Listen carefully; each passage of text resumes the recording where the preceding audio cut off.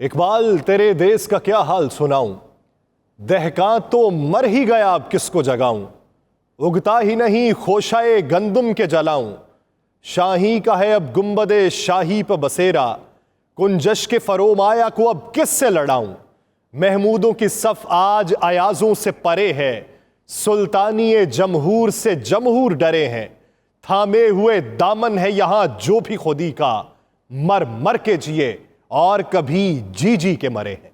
नाज़रीन, मैं हूं यासिर रशीद और आप मेरा व्लॉग देख रहे हैं। लॉरेंस लवाल जनूबी सूडान का अरबपति है। एक दिन हुकूमत ने उसके आमदन से जायद असासों के हवाले से तहकीकात करना शुरू की। उस दिन के बाद लॉरेंस ने अपनी तमाम जायदाद समेटी और कनाडा में जाके सुकूनत इख्तियार कर ली और अपनी हुकूमत के लिए एक तारीख साज जुमला बोल के गया। लॉरेंस ने कहा कि जब मैं जोबा शहर के फुटपाथों पर सोता था और कचरे से चुन के रोटी खाता था, तो उस वक्त जिस हुकूमत ने मेरी गुर्बत की वजह जानने की कोशिश ना की, वो मेरी अमीरी का राज जानने का हक भी नहीं रखती। इससे मुराद हरगिज नहीं है कि रियासत आपसे आपकी आमदन के जराए नहीं पूछ सकती, बल्कि रियासत का काम यह है कि वो ये सोचे कि उसका मुतवस्सत तबका किन वजूहात की बुनियाद की बिना पर खते गुर्बत से नीचे चला गया। वो ये सोचे कि आम आदमी के लिए क्या किया। वो ये सोचे कि कितने वसाइल हैं जिससे हलाल की कमाई से लोग अमीर बन सकते हैं। लेकिन नहीं, अगर यही सोच रियासत पर हुक्मरानी करने वालों के जहनों में पैदा हो जाए तो जाने कितनों का रोजगार बंद हो जाएगा। वो अगर ये सोचने लगे तो शायद हुकूमती ऐवानों में जाने वाला कोई ना हो। यहां तो ये सोचा जाता है कि किसकी ऑडियो लीक करनी है।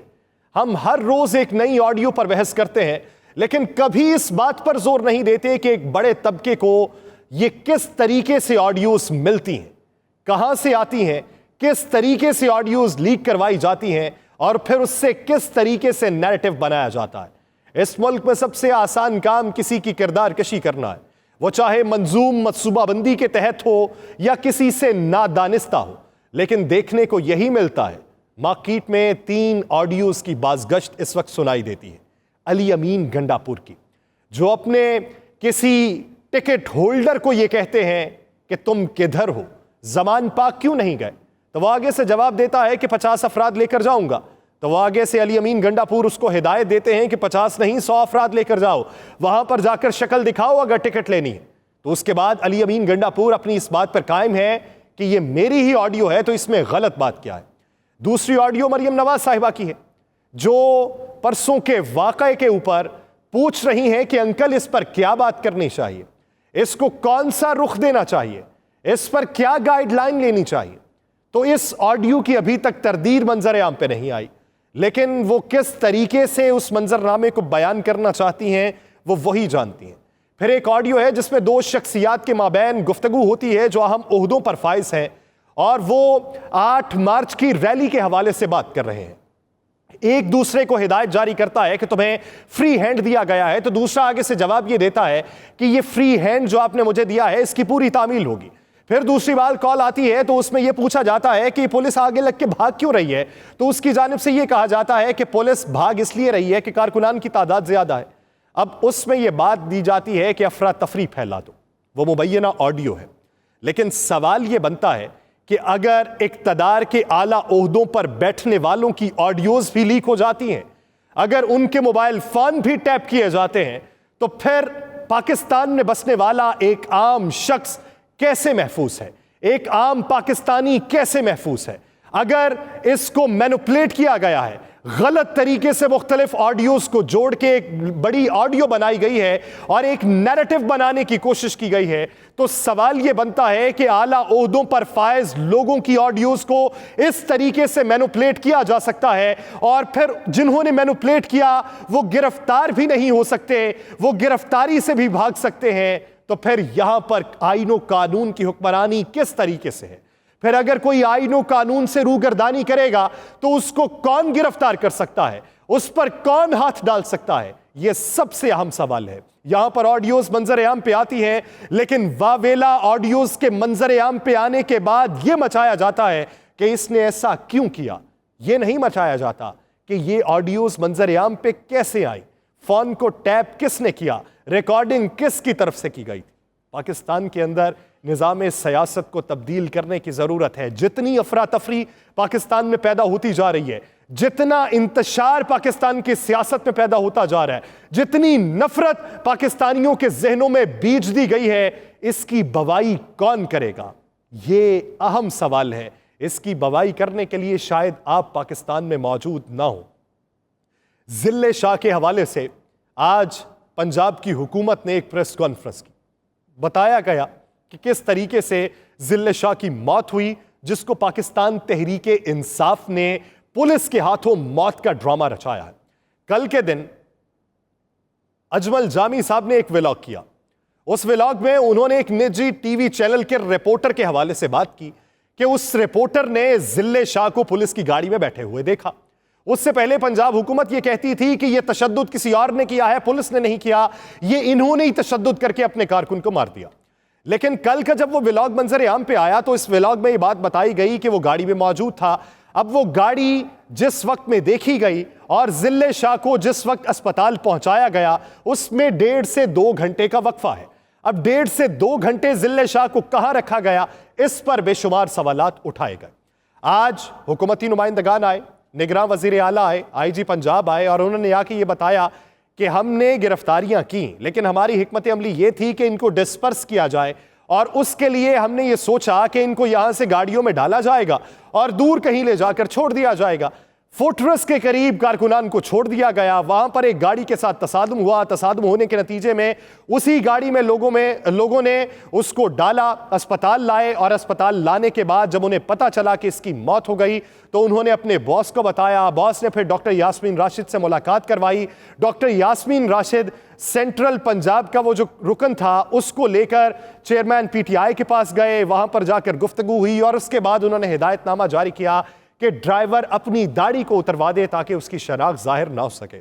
यह हुकूमत की जानिब से मौक़िफ़ अपनाया गया। चेयरमैन PTI आए, उन्होंने आज कारकुनान से खिताब किया और उनका यह कहना था कि कल के दिन आप जिसके कत्ल का जिम्मा मेरे सर पर डाल रहे थे, आपने 302 की FIR मेरे सर पर डाली और आज आपने ये बात कर दी कि उसको ट्रैफिक हादसे में उसकी मौत हुई है और उसकी मौत को पाकिस्तान तहरीके इंसाफ ने अपना सियासी बयानिया बनाया है। आपको शर्म आनी चाहिए।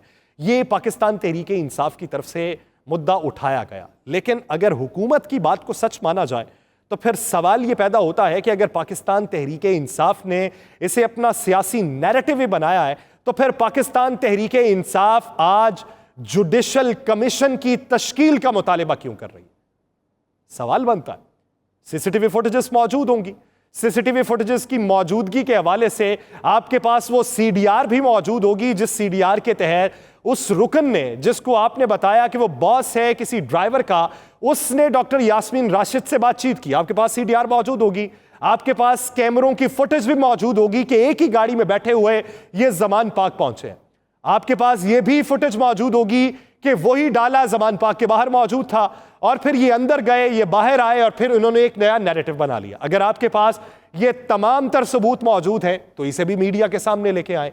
अगर पाकिस्तान तहरीके इंसाफ के पास कोई सबूत मौजूद है और अगर नहीं है तो वो जुडिशल कमीशन का मुतालिबा कर रही है, तो ये भी बात ठीक है। इससे हकायक मंजर आम पे आएंगे। इससे आपने एक मासूम की शहादत के ऊपर जिस तरीके से सियासत करने की कोशिश की और जिस तरीके से नैरेटिव बनाने की कोशिश की, चाहे वो हुकूमत में मौजूद लोग हों और चाहे वो ऑपोजिशन में मौजूद लोग हों, अगर किसी ने उसकी मौत पर सियासत किया है तो बरोज़े महशर आपको खुदा को भी जवाब दे होना होगा और उस मासूम के सामने भी जवाब दे होना होगा। पाकिस्तान की सियासत किस तरफ बढ़ेगी? इंतखाबात होंगे तो क्या अपने मुकर्रा वक्त पर होंगे? ये एक बुनियादी सवाल है, क्योंकि वफाकी हुकूमत इंतखाबात के मूड में नहीं लगती। कल वफाकी वजीर जो है राना तनवीर हुसैन साहब, उनसे मैंने पूछा कि क्या आप नहीं समझते कि 30 अप्रैल को पंजाब में इलेक्शन हो जाएंगे?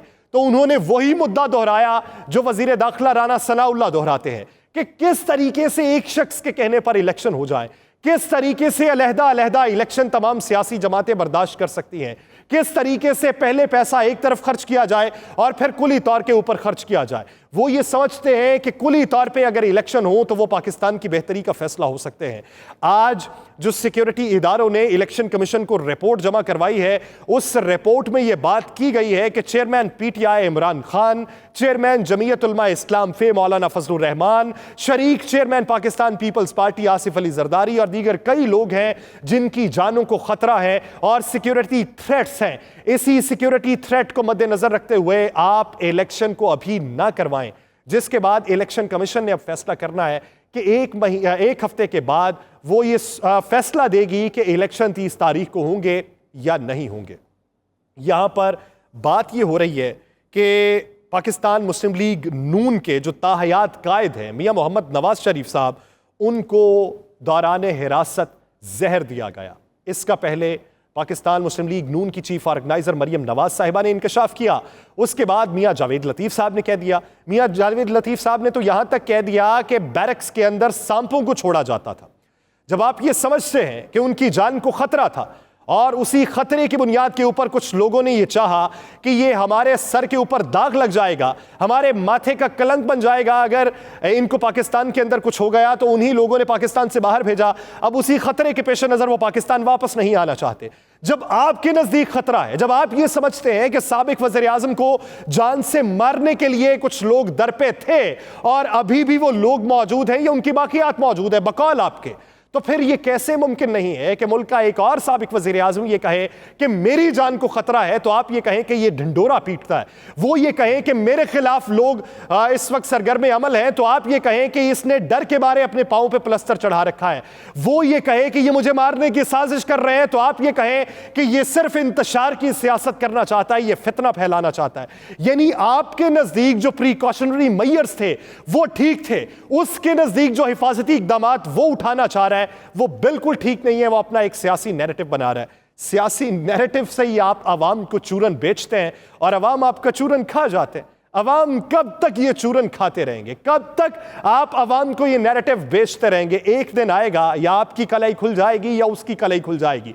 एक दिन आएगा लोग आपसे मुतनफ़र हो जाएंगे या उससे मुतनफ़र हो जाएंगे।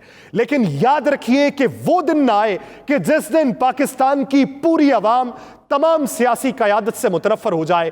अगर ये सियासी क़यादत से मुतनफ़र हो गई तो फिर अवाम की भागदौड़ कौन संभालेगा? फिर पाकिस्तान में खाना जंगी को कौन रोक सकेगा? इसका जवाब आप सबको बैठ के पहले ही सोचना चाहिए। बसूरत दीगर आपके सर के ऊपर से पानी गुजर जाएगा। अब एक और बात, अप्रैल के अंदर पाकिस्तान में एक और बड़ा खतरा मंडला रहा है। उस खतरे के पेश नज़र क्या कोई हिफाजती इकदाम उठाए जा रहे हैं?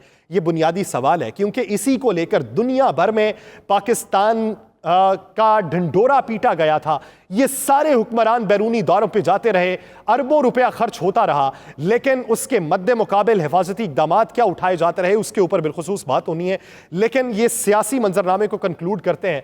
ये परिंदों की वापसी का सिलसिला भी शुरू हो चुका है और कुछ परिंदे घोंसले तब्दील कर रहे हैं। चौधरी सरवर साहब जो पहले पाकिस्तान मुस्लिम लीग नून में रहे, उनके गवर्नर बने रहे, फिर पाकिस्तान तहरीक इंसाफ के गवर्नर बने और बिल आखिर अब वो पाकिस्तान मुस्लिम लीग काफ में जाने का उन्होंने सोच लिया। चौधरी शुजात हुसैन साहब से मुलाकात हुई, मुस्लिम लीग काफ में शमूलियत हो गई और मोहम्मद सरवर मुस्लिम लीग काफ के मरकजी चीफ ऑर्गेनाइजर और सदर पंजाब की जिम्मेदारी निभाएंगे। यानी उन्हें वो जिम्मेदारी दी गई है जो चौधरी परवेज इलाही साहब के पास थी। कल प्रेस कॉन्फ्रेंस करेंगे, आइंदा का लाहे अमल बताएंगे। दूसरी जानिब साबिक वफाकी वजीर जो है शेख वकास अकरम, वो पाकिस्तान मुस्लिम लीग नून से हटे, पाकिस्तान तहरीक इंसाफ में शामिल हो गए। वकास अकरम की चेयरमैन तहरीक इंसाफ इमरान खान से जमान पाक में मुलाकात हुई। वकास अकरम का चेयरमैन तहरीक इंसाफ की क़यादत पर भरपूर एतमाद का इजहार और तहरीक इंसाफ की हकीकी आज़ादी की तहरीक और मंशूर की हिमायत करने का भी ऐलान कर दिया। अब यहां पर यह बात बनती है कि आप पहले ये बात करते हैं पाकिस्तान तहरीक इंसाफ के लिए, आप ये बात करते हैं कि लोगों को शामिल नहीं किया जाएगा, उन लोगों को जो भगोड़े हैं, उन लोगों को जो ट्रेंड सेटर्स हैं कि जिस तरफ की हवा हो उधर की शमूलियत हो जाए। मैं वकास अकरम साहब पे बात नहीं कर रहा, मैं कुली तौर पे एक बात कर रहा हूं कि जिस तरीके से पाकिस्तान मुस्लिम लीग का, पाकिस्तान पीपल्स पार्टी PMLN के लोग PTI में शमूलियत इख्तियार कर रहे हैं, तो अब की बार आपकी वो हकीकी कारकुन किधर जाएंगे, वो नजरियाती कारकुन किधर जाएंगे? जब आप लोगों ने इन्हीं के मुखालिफ अपना बयानिया बेचा था और अब उन्हीं को पार्टी में शामिल कर रहे हैं, तो किस तरीके से अपना नैरेटिव बनाएंगे? ये सोचने की बात है। ये नहीं होना चाहिए कि सिर्फ पाकिस्तान मुस्लिम लीग नून को पैगाम देने के लिए कि तुम्हारे अंदर तोड़ फोड़ हो रही है, उनके लोग अपनी पार्टी में शामिल कर लें। आसिफ अली जरदारी को पैगाम देने के लिए कि तुम्हारी पंजाब में कोई जगह नहीं है, उनके लोग अपनी पार्टी में शामिल कर लें। पाकिस्तान मुस्लिम लीग काफ को पैगाम देने के लिए कि आपकी पार्टी अब खत्म हो चुकी है, अब पंजाब में बड़ी पार्टी पीटीआई है, उनको पैगाम देने के लिए उनके लोग अपने अंदर शामिल कर लें। इससे आप अपनी सियासत को मजबूत नहीं कर सकते, इससे सियासत कमजोर होगी, यकतरफा सियासत होगी, फिल वक्ती सियासत होगी। कुछ अरसे के लिए आप अपनी पार्टी को मजबूत कर सकते हैं, लेकिन दरार फिर से पैदा होना शुरू हो जाएगी। इसके लिए बड़ा सोच विचार के बाद आगे बढ़ने की जरूरत है। चीन के अंदर इलेक्शन हुआ, चीन में तीसरी बार सदर शी जिनपिंग बन गए, तो सवाल यह पैदा होता है कि क्या उनके वहां पे मुखालिफ नहीं होंगे? क्या उनकी कोई मुखालिफ जमात नहीं होगी? क्या उन्हें किसी के साथ इक्तदार में आने का फड्डा नहीं होगा? क्या उनके किसी के साथ सियासी नजरियात में मुखालिफत नहीं होगी? होगी, लेकिन क्या वहां पे पकड़ धकड़ ऐसी होती है? वो तरक्की याफ्ता मुल्क है, उनकी स्ट्रेटजी देखिए।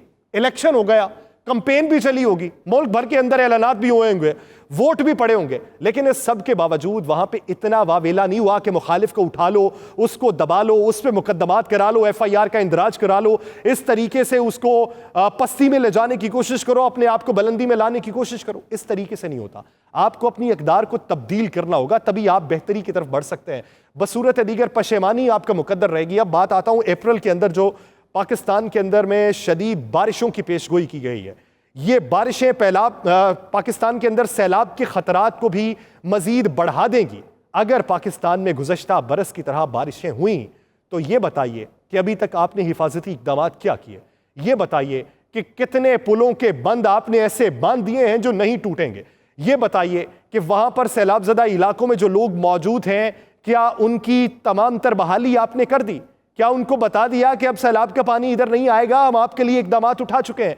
क्या उनको यह बता दिया कि अब आपको जो छतें फराहम की, जो हम नहीं कर सके, आपको NGOs फराहम कर गई हैं, वो छतें यूं ही आपके सर पे बरकरार रहेंगी?